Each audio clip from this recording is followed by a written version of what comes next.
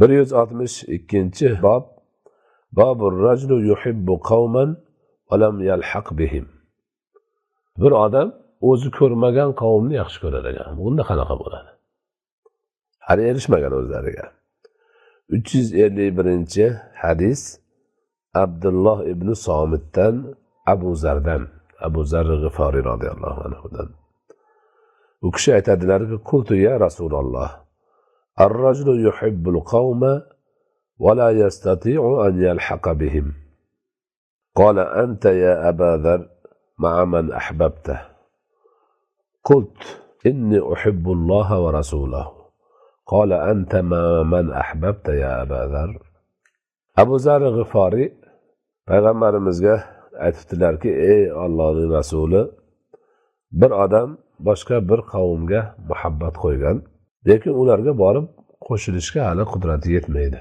Birga bo'la olmayapti. Nima bo'ladi? Deganida payg'ambarimiz marhamat qilib aytdilarki, ey Abu Zarr, sen o'zing muhabbat qo'ygan odamlaringdan birgasan dedilar. Shunda Abu Zarr aytdilarki, men Allohni va Allohning rasuliga muhabbat qo'yganman dedilar. Shunda payg'ambarimiz aytdilarki, ey Abu Zarr, sen kimga muhabbat qo'ygan bo'lsang, o'sha bilan birgasan dedilar. Demak, ana shunday muhabbat sohibi bo'lish kerak ekan.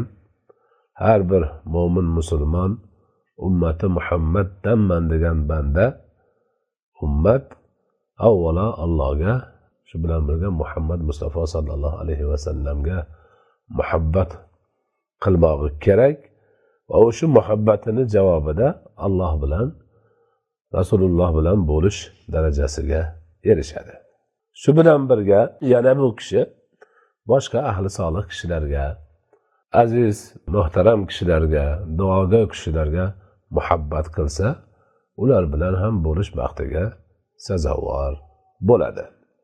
352-hadis Anas radhiyallohu anhudan rivoyat qilinadi.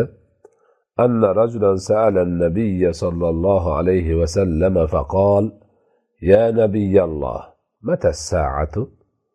فقال وما أعددت لها قال ما أعددت من كبير إلا أني أحب الله ورسوله فقال المرء مع من أحبه. قال أنس فما رأيت المسلمين فرحوا بعد الإسلام أشد مما فرحوا يومئذ. bir odam kelib Nabiy sallallohu alayhi va sallamga murojaat qilib aytdiki, ey Allohning nabiysi, qiyomat qachon bo'ladi? Shunda Rasululloh aytdilarki, sen o'zing qiyomatga nimani tayyorlab qo'yding?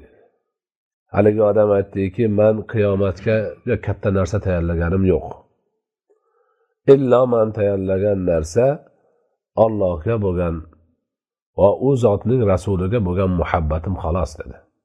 Shunda payg'ambarimiz marhamat qilib aytdilarki, kishi kimga muhabbat qilsa o'sha bilan birga bo'ladi dedilar.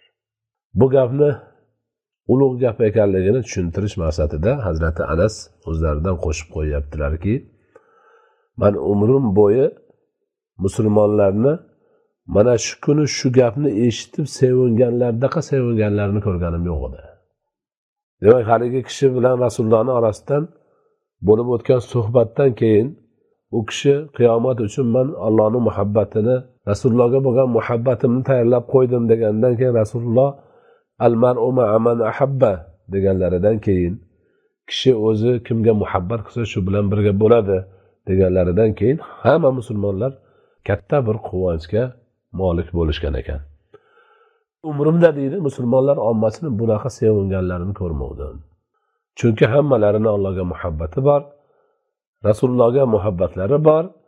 Endi Rasulullohdan va'da bo'lyaptiki, shu muhabbatlari tufayli ular qiyomat kunida Alloh bilan, Rasul bilan bo'ladilar. Bu haqiqatan ulug' bir maqom ekan. Shuning uchun mana shu maqomga erishish ma'nosida harakat qilib yurishimiz, doimo mana shu tushunchada bo'lib turishimiz lozim bo'ladi.